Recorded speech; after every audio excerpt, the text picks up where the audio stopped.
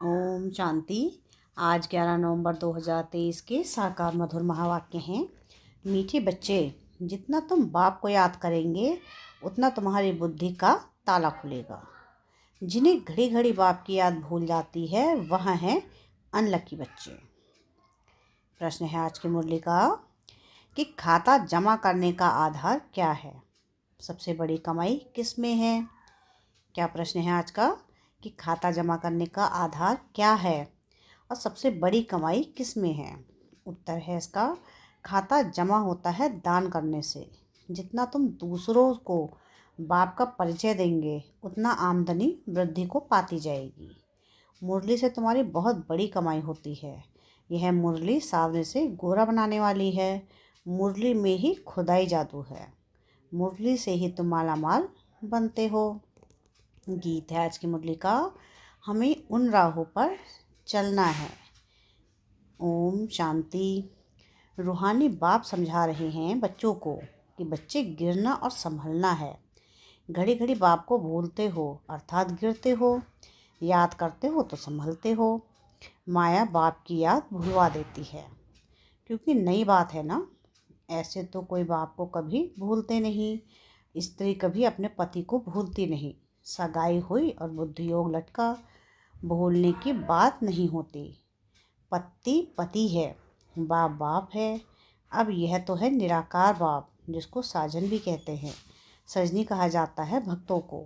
इस समय सब हैं भक्त। भगवान एक है। भक्तों को सजनिया, भगवान को साजनिया, भक्तों को बालक, भगवान को बाप कहा जाता है। अब पतियों का पति, वह पिताओं का पिता, वह एक है। हर एक आत्मा का बाप परमात्मा तो है ही। वह लौकिक बाप हर एक का अलग अलग है। यह पारलौकिक परमपिता सभी आत्माओं का बाप एक ही गॉड फादर है। उनका नाम है शिव बाबा।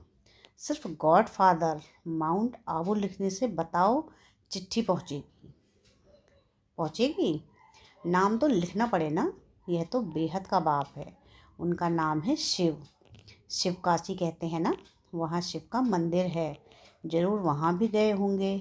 दिखाते हैं ना कि राम यहाँ गया, वहाँ गया, गांधी यहाँ गया। तो बरोबर शिव बाबा का भी चित्र है, परंतु वह तो है निराकार। उनको फादर कहा जाता है, और किसको सबका फादर कह नहीं सकते। ब्रह्मा विष्णु शंकर का भी वह फादर है। उनका नाम है शिव।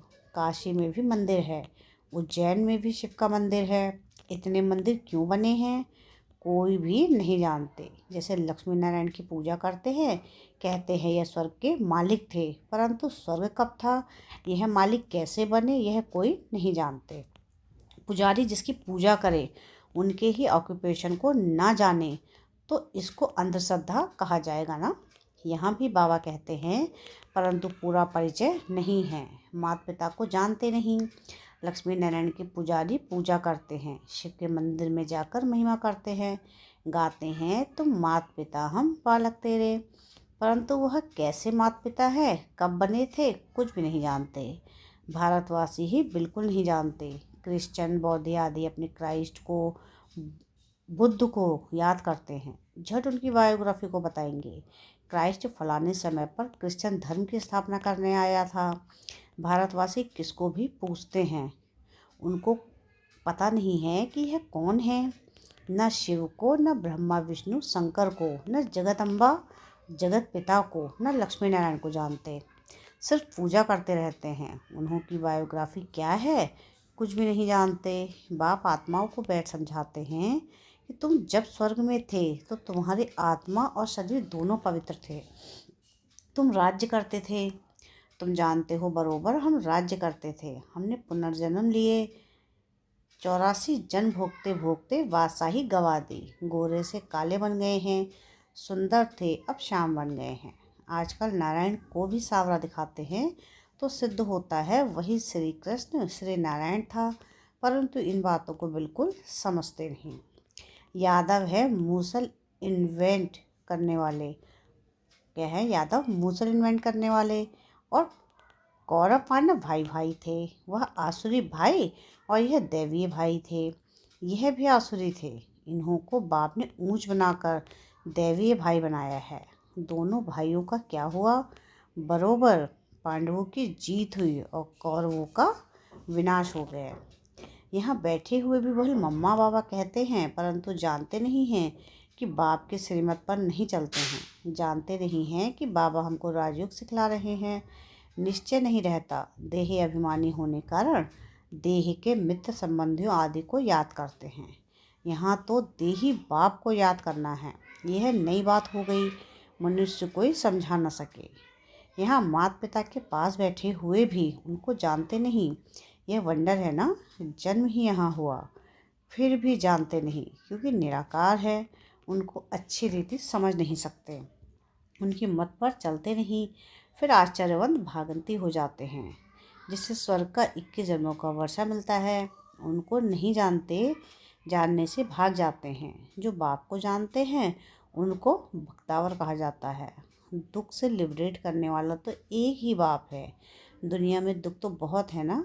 यह है ही भ्रष्टाचारी राज्य। ड्रामा अनुसार फिर भी 5000 वर्ष बाद ऐसी ही भ्रष्टाचारी सृष्टि होगी। फिर बाप आकर सतयुगी श्रेष्ठाचारी स्वराज्य स्थापन करेंगे। तुम मनुष्य से देवता बनने आए हो। यह है मनुष्यों की दुनिया। देवताओं की दुनिया सतयुग में होती है। यहाँ है पतित मनुष्य, पावन देवताएं सतयुग में होते हैं। यह तुमको ही समझाया जाता है जो तुम ब्राह्मण बने हो। जो ब्राह्मण बनते जाएंगे उनको समझाते जाएंगे। सब तो ब्राह्मण नहीं बनेंगे। जो ब्राह्मण बनते हैं वही फिर देवता बनेंगे। ब्राह्मण ना बना तो देवता बन ना सके। मम्मा बाबा कहा तो ब्राह्मण कुल में आया। फिर है सारा पढ़ाई के पुरुषार्थ पर मदार। यह किंगडम स्थापन हो रही है और इब्राहिम बुद्ध आदि कोई किंगडम स्थापन नहीं करते हैं। क्राइस्ट अकेला आया, किसी में प्रवेश कर क्रिश्चियन धर्म स्थापन किया। फिर जो क्रिश्चियन धर्म की आत्माएं ऊपर में हैं वह आती रहती हैं।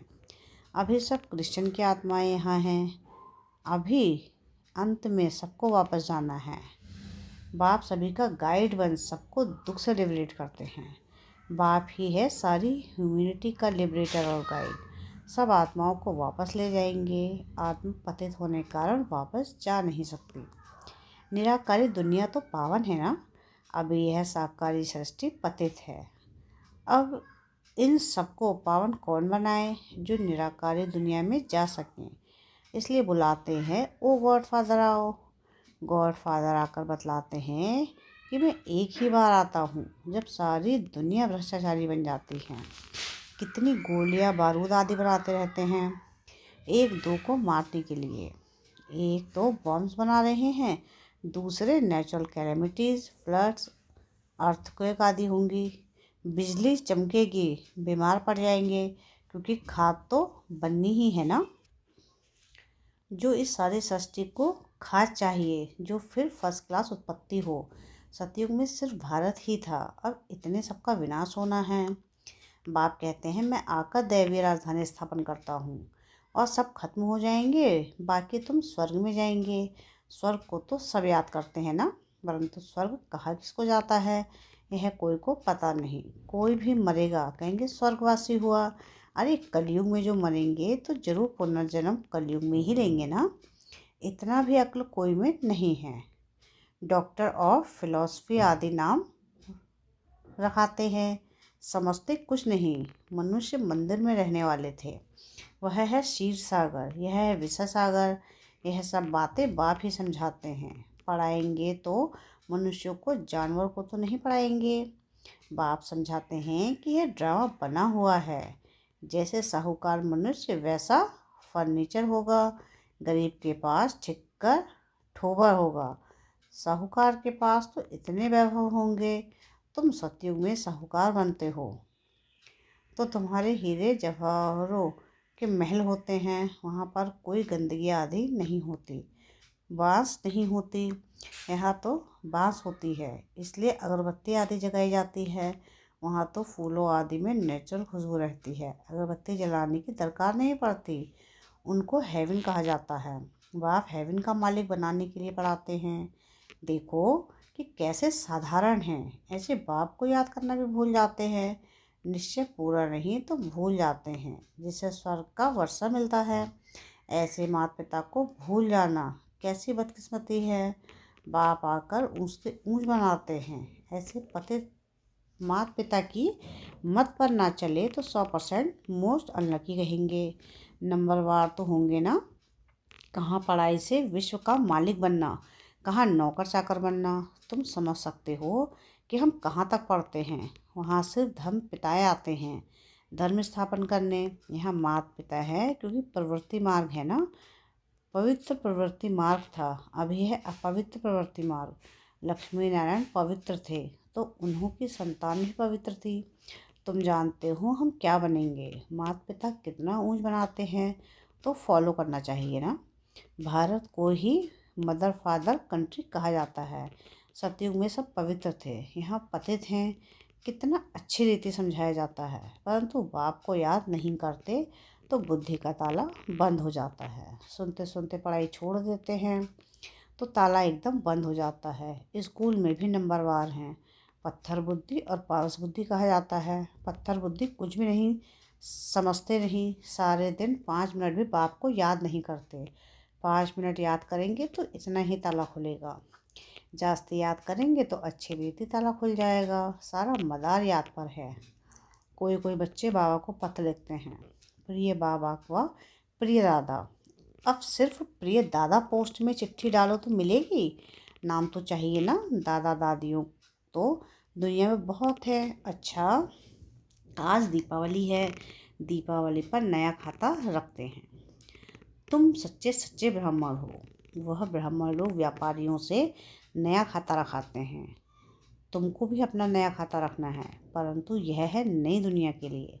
भक्ति मार्ग का खाता है बेहद घाटे का। तुम बेहद का वर्षा पाते हो, बेहद की सुख शांति पाते हो। यह बेहद की बातें बेहद का बाप बैठ समझाते हैं, और बेहद का सुख पाने वाले बच्चे ही यह सब समझ सकते हैं। बाप के पास कोटों में कोई ही आते हैं। चलते चलते कमाई में घाटा पड़ता है तो जो जमा किया है वह भी ना हो जाती है। तुम्हारी खाता वृद्धि को तब पाता है जब कोई को दान देते हो। दान नहीं देते तो आमदनी की वृद्धि नहीं होती। तुम पुरुषार्थ करते हो, आमदनी की वृद्धि हो, वह तब होगी जब किसको दान करेंगे, फ़ायदा प्राप्त करेंगे। कोई को बाप का परिचय दिया, गोया जमा हुआ। परिचय नहीं देते तो जमा भी नहीं होता। तुम्हारी कमाई बहुत बड़ी है, मुरली से तुम्हारी कमाई बहुत बहुत बड़ी है। मुरली से तुम्हारी सच्ची कमाई होती है। सिर्फ यह मालूम पड़ जाए कि मुरली किसकी है, यह भी तुम बच्चे जानते हो। जो सावरे बन गए हैं उन्हों को ही हीरा बनने के लिए मुरली सुननी है। मुरली तेरी में है जादू, खुदाई जादू कहते हैं ना, तो इस मुरली में खुदाई जादू है। यह ज्ञान की मुरली अभी है, देवताओं में यह ज्ञान नहीं था। जब उसमें ही ज्ञान नहीं था तो पिछाड़ी वालों में ज्ञान कैसे हो सकता है। शास्त्र आदि जो बाद में बनते हैं वह सब खत्म हो जाएंगे। तुम्हारी यह सच्ची गीताएं तो बहुत थोड़ी हैं, दुनिया में तो वह गीताएं लाखों के अंदाज में होंगी। वास्तव में यह चित्र ही सच्ची गीता है। उस गीता में इतना नहीं समझ सकेंगे जितना इन चित्रों से समझ सकेंगे। अच्छा, मीठे मीठे सिकले थे बच्चों प्रति माता पिता बाप दादा का याद प्यार और गुड मॉर्निंग। रूहानी बाप की रूहानी बच्चों को नमस्ते। हम रूहानी बच्चों की रूहानी बाप दादा को याद प्यार गुड मॉर्निंग और नमस्ते। शुक्रिया प्यारे बाबा, शुक्रिया। धारणा के लिए मुख्य सार है। सार की पहली पॉइंट है कि अच्छी रीति पढ़ाई पढ़कर स्वयं को बख्तावर यानी तकदीरवान बनाना है। देवता बनने के लिए पक्का ब्राह्मण बनना है। सेकंड पॉइंट है कि देही बाप को याद करने के लिए देही अभिमानी बनना है। देह को भी भूलने का अभ्यास करना है। सदा अपने को सारथी, क्या है वरदान आज का, कि सदा अपने को सारथी और साक्षी समझ देह भान से न्यारे रहने वाले योग युक्त भव। योग युक्त रहने की सरल विधि है कि सदा अपने को सारथी और साक्षी समझकर चलना। इस रथ को चलाने वाली हम आत्मा सारथी हैं। यह स्मृति स्वतः इस रथ अथवा देह से वह किसी भी प्रकार के देह भान से न्यारा बना देती है। देह भान नहीं तो सहज योग युक्त बन जाते और हर कर्म भी युक्त युक्त होता है। स्वयं को सारथी समझने से सर्व कर्मेंद्रियां अपने कंट्रोल में रहती हैं। वह किसी भी कर्मेंद्रिय के वश नहीं हो सकते।